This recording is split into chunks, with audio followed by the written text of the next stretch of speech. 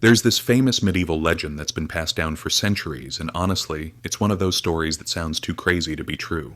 The story goes that the Library of Alexandria was destroyed on the direct orders of Caliph Omar. Supposedly, there were so many books inside that the only way to get rid of them was to use them as fuel for the city's 4,000 bathhouses. Just imagine that scene for a second. Priceless parchments tossed into furnaces, 1,000 years of human wisdom going up in smoke just to heat up some water. They say it took 6 months for the black ash to stop raining down on the city rooftops. But let me let you in on a secret. That never actually happened. It's a myth. Even if the Caliph had wanted to burn the library down when he arrived, he wouldn't have found much to burn. By that time, the great library had long since vanished into history. The sad truth is, we don't even know exactly where it stood. We have no ruins, no stones. It's likely buried forever beneath the concrete and apartment blocks of modern Egypt. So, why was this place so mythical, and what actually destroyed it? Let's dig into the mystery. Our story kicks off around 300 BC with Ptolemy I. He was a close friend and general of Alexander the Great. When he declared himself king of Egypt, he wanted his capital, Alexandria, to be the center of the universe. But Ptolemy knew that true power wasn't just about swords or gold, it was about controlling information.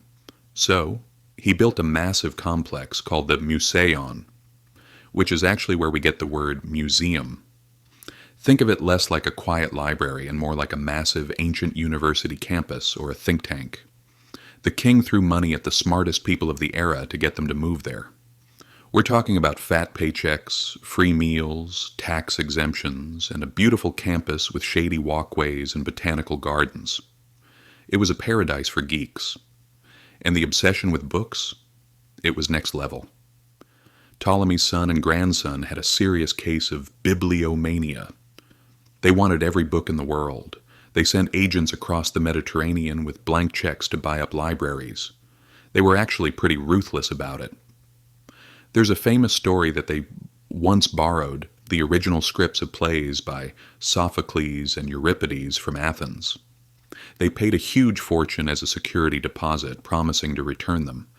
But instead they kept the originals for the library, sent cheap copies back to Athens, and happily forfeited their deposit. They were basically pulling off an intellectual heist. They also had a law that if a ship docked in Alexandria, soldiers would search it, confiscate any books they found, copy them, and keep the originals. They called these the books from the ships. Over time, this collection became massive. Some sources claim there were 700,000 scrolls, and inside those walls, magic happened. This is where Archimedes invented the screw pump that's still used today. It's where a brilliant man named Eratosthenes looked at the shadows of pillars and calculated the circumference of the Earth with frightening accuracy, thousands of years before satellites. But it wasn't always peaceful. Just like today, the academics were constantly arguing and bickering over grammar and theories. The locals even gave the place a nickname to make fun of them, the birdcage of the Muses. So, how did this massive treasure trove of knowledge disappear? The reality is there wasn't one single Hollywood movie disaster, but rather a slow, painful death. The first blow actually came from Julius Caesar. Back in 48 BC, during a messy civil war involving Cleopatra, he set fire to some enemy ships in the harbor. The wind carried the flames, and the fire spread to the warehouses in the library district. While the whole thing didn't burn down that day, a huge chunk of history turned to ash. In later centuries, Alexandria couldn't catch a break. There were invasions, riots, and even a tsunami that likely wiped out the royal quarter. The smaller branch library, the Serapeum, was eventually destroyed by angry mobs during religious riots in 391 AD. But friends, the thing that truly killed the library wasn't fire, or Caesar, or angry mobs. The real culprit was much quieter and more insidious. Neglect. You see, papyrus is fragile. It's organic material. For a library like that to survive, kings needed to constantly pump money into it, and scribes needed to constantly recopy the scrolls every few decades.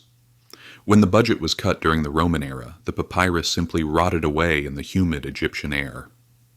That vast knowledge didn't disappear in a blaze of glory. It just silently turned to dust and was eaten by worms on forgotten shelves. And one last thing. People often say, if the library hadn't burned, we'd be living on Mars by now. That's a bit of an exaggeration. The science and math books mostly had copies elsewhere. What we really lost was the poetry, the plays, the memoirs, the personal letters, the very soul and voice of the ancient world. That is the real tragedy. If you enjoy these kinds of historical detective stories, don't forget to subscribe. See you in the next one.